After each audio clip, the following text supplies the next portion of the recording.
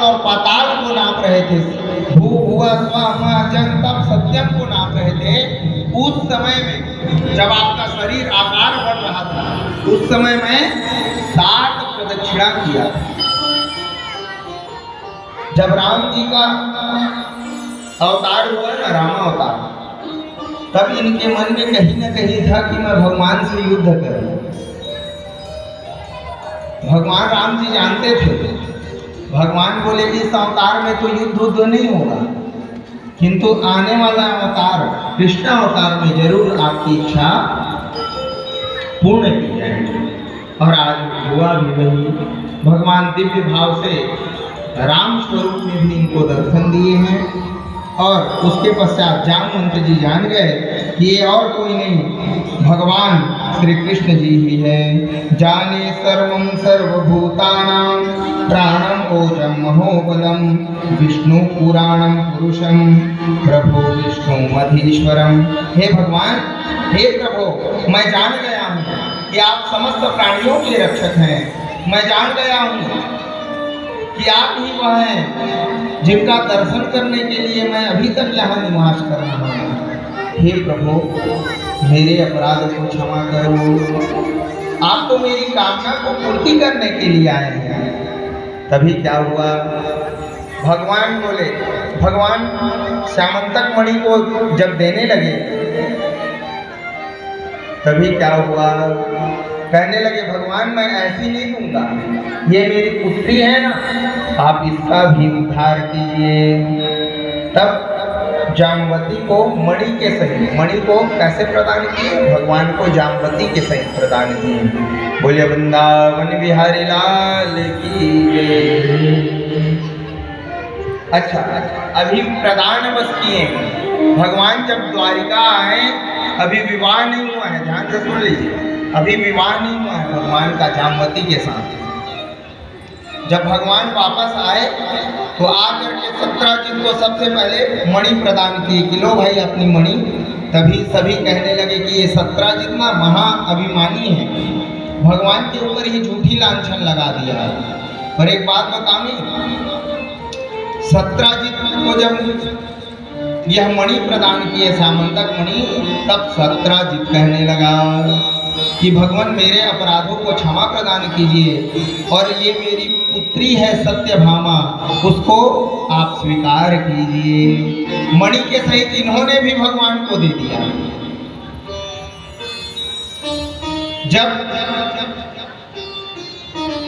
सत्राजित अपनी कन्या सत्यभामा को दिए, तब भगवान मणि को लेने से इनकार कर दिए, बोले कि मैं कन्या तो ले लूंगा, किंतु मणि को अब आप ही रखिए। तभी क्या हुआ, भगवान ये भी बोले ठीक है, यदि आप देना चाहते हैं तो मणि आपके पास रहेगा, और जो उससे 8 भार सोना मिलता है उसको आप दे दिया कीजिएगा। क्या बोले, मणि को आप ही रखिए, पूजा पाठ क्या है, आपके तपस्या से यह प्राप्त हुआ है, तो आप खूब इसमें अगरबत्ती जलाया कीजिए, खूब इसका पूजन किया कीजिए। किंतु इससे जो धन की प्राप्ति होती है, जो धन निकलता है, 8 भार स्वर्ण निकलता है, उसको आप राजकोष में दे दिया कीजिएगा। बोले वृंदावन बिहारी लाल की जय।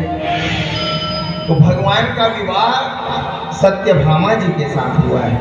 और यह श्यामंतक मणि की जो कथा को श्रवण करता है, अभी भाद्रपद मास चल रहा है कि शुक्ल पक्ष, तो जो चतुर्थी चौथ का चांद देखता है, ध्यान से सुन लीजिए, उनको कलंक अवश्य लगता है।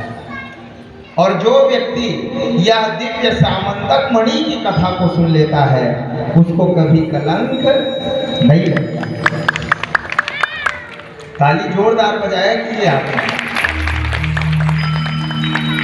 बोले वृंदावन बिहारी लाल की जय। और उसके पश्चात भगवान का भी कितना विवाह हुआ है, 106, 124। बताते जाइए कितना विवाह हुआ है। एक विवाह कल किए थे, और अभी कितना विवाह हुआ है, जोर से बोलिए। 3 लोग कितने हैं, 3 लोग वाले कौन, और 2 लोग वाले कितने लोग हैं? अभी 2 ही विवाह बचाए थे।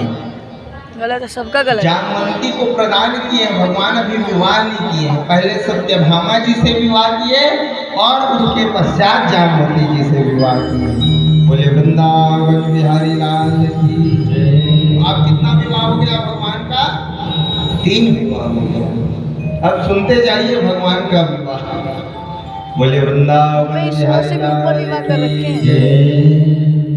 100 से भी ज्यादा शादी कर रही है। ये 8 विवाह जो है और कुछ नहीं, अष्टमूल प्रकृति है। ध्यान दीजिए, भगवान इस प्रकृति के पुरुष हैं। कभी भी आप ये मत सोचिएगा कि हम कृष्ण जी जैसा व्यवहार करने लगे, हम भी विवाह करने लगे। भगवान का इतना 16,108 विवाह हुआ है, किंतु फिर भी भगवान को ब्रह्मचारी बोला गया है। सहस्त्र नाम में जब पढ़ेंगे आप विचार कीजिए, क्यों? समर्थ को ना दोष गोसाई। आप समर्थवान नहीं हैं, आपसे एक ही नहीं संभलती है, 10-10 कैसे संभालेंगे? बोले वृंदावन बिहारी लाल की जय। 16,000 पूरे।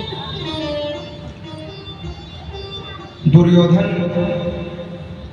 जैसे पता चला भगवान को कि दुर्योधन जो है षड्यंत्र कर रहा है और षड्यंत्र करके 5 पांडवों को हस्तिनापुर से बाहर कर रहा है। भीष्म जी, कृपाचार्य, द्रोणाचार्य इत्यादि दुखी तो हो रहे हैं किंतु बोल कुछ नहीं रहे हैं। तभी क्या हुआ, भगवान हस्तिनापुर गए और हस्तिनापुर जा करके किनके साथ में गए? कृतवर्मा और अक्रूर जी के साथ में जा करके जैसे पता चला, भगवान दिव्य भाव से कौरवों को समझाए, किंतु कौरव समझने वाले नहीं हैं। भगवान कुछ बोले नहीं, वापस आ गए समझा कर। देखो, जीवन में मैं बताया ना, किन्हीं व्यक्ति को समझाना है तो 1 बार समझाओ, 2 बार समझाओ और तीसरे बार में खुद समझ जाओ कि इसको समझाने से कोई फायदा होने वाला नहीं है। तो खुद अपने आप को समझा लो कि भैया अब इनको हम समझाएंगे नहीं, अब जो होगा सो होगा। यहाँ पे एक दिव्य कथा आती है। जब भगवान हस्तिनापुर गए तो ये कृतवर्मा और अक्रूर जी मिल करके धन के लोभ में किसको मरवा दिए? सत्राजित को मरवा दिए। और जो मणि था उसको लेकर के जाने लगे। तभी क्या हुआ, जैसे सत्यभामा जी को पता लगा कि पिताजी की मृत्यु हो गई है तो वह तुरंत हस्तिनापुर की ओर प्रस्थान की। जाकर के भगवान को बताई कि मेरे पिताजी का वध हो गया है, हे मधुसूदन आप उनकी। भगवान आए और आकर के देखते हैं तो यह क्या किए, जो मणि था उसको अक्रूर जी को दे करके वहां से भाग निकले। भगवान उनके पीछे पीछे गए और उनका वध किए। बोले वृंदावन बिहारी लाल की जय। इधर जब भगवान वापस आए तो उनको पता चला कि मणि कहाँ है, पता लगाने के लिए बोला गया तो उनको पता चला कि अक्रूर जी मणि को रखे हैं। तो कृतवर्मा और अक्रूर जी क्या किए, वहां से भाग निकले। तभी क्या हुआ, यहाँ जल की वृष्टि होना बंद हो गया। एक बात बताऊं, जहाँ अक्रूर जी रहते थे ना, इनके ऊपर वरदान था, जहाँ अक्रूर जी रहेंगे वहाँ खुशहाली रहेगी। जीवन में याद रखें, कई बार हम सोचते हैं कि घर में यदि दो लोग कमाने वाले हैं, एक लोग कमाने वाले नहीं है, तो उनका उलाहना किया जाता है, उनका उपहास किया जाता है। किंतु याद रखें, हो सकता है कि आपको उन्हीं के भाग्य का मिल रहा